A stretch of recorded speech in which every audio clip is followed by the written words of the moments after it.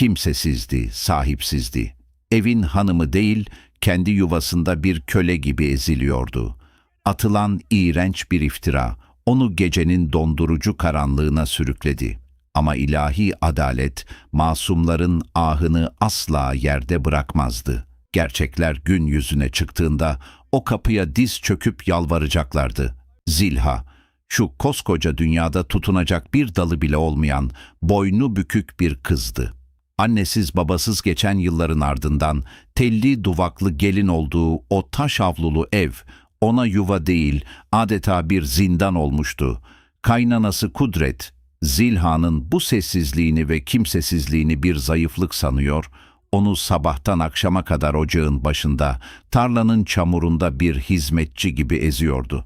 "Kimsesizsin sen, buradan gitsen sığınacak kapın mı var?" diyerek suratına çarptığı zehir zemberek sözler, Zilha'nın yüreğine kor gibi düşerdi.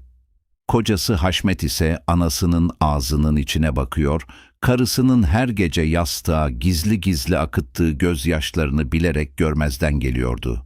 Zilha, kaderine razı olmuş, sabırla ocağı tüttürmeye, yuvasını ayakta tutmaya çalışıyordu. Fakat Kudret'in kini ve nefreti bir türlü bitmiyordu. Zilha'yı o evden temelli kazıyıp atmak için şeytani bir plan kurdu. Bir akşam yıllardır sakladığı altın kordonunu sandıktan çıkarıp Zilha'nın yatağının altına gizledi.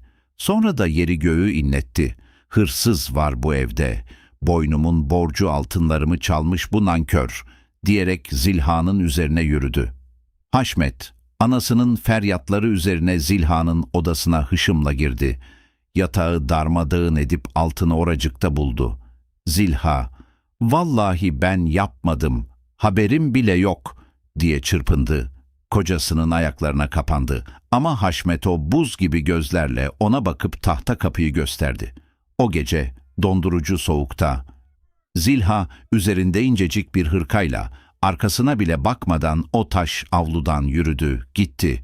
Ama ilahi adalet mühlet verir, ihmal etmezdi. Aradan aylar geçmişti. Kudret kurduğu kumpasla sürdürdüğü hayatında güya mutluydu. Ta ki kasabadaki tefeciye gidip Zilha'nın çaldığı o altınları gizlice bozdurmaya kalkana kadar. Tefeci, altınların sahte olduğunu, gerçek kordonu Kudret'in kendi elleriyle aylar önce Haşmet'ten gizli bir borcunu ödemek için sattığını kasaba meydanında yüzüne haykırdı. O an tesadüfen orada olan Haşmet, duyduklarıyla dona kaldı. Anasının sırf Zilha'yı kovdurmak için sahte altını yatağa koyduğu gerçeği buz gibi bir tokat gibi yüzüne çarptı. Pişmanlık, Haşmet'in göğsünü bir mengene gibi sıkıştırdı, nefesini kesti. Deliler gibi koşarak Zilha'yı aradı. Onu kasabanın çıkışındaki kilim dokuma atölyesinde, alnının teriyle dimdik ayakta dururken buldu.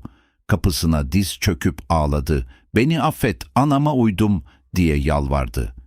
Zilha tezgahtan başını bile kaldırmadan o ağır ve vakur sesiyle fısıldadı. "Gecenin ayazında kırılan dal, sabahın güneşine yeşermez. İlahi adalet er ya da geç tecelli eder. Mazlumun ahı, zalimin kurduğu tahtı gün gelir yerle bir eder. Kimsesiz diyerek ezdiğiniz o insanların tek sahibi ve vekili Yaradan'dır."